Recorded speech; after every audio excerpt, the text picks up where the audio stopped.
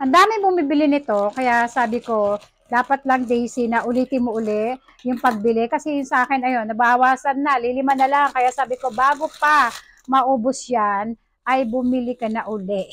At lagi silang may palibreng tsaa. Ang sarap ng tsaa na to!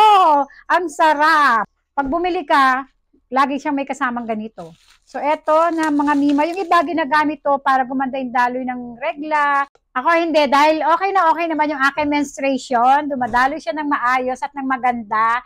Ang gusto ko lang talaga sa kanya, dahil ito nga ay fish oil. Ito pala, alam niyo ba na meron ako napanood na meron palang dalawang supplement na talagang pinag-aralan ng mga doktor.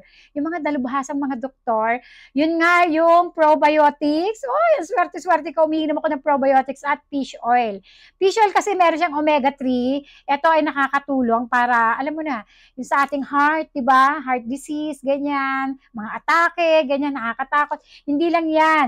Marami tayong makukuha mga benepisyo sa fish oil dahil nga meron siyang omega-3. At isa na rito na basa ko, magandang pagtulog. Yes. Yung pag-sharp ng ating mind. Yan. Di ba? Gusto ko yan.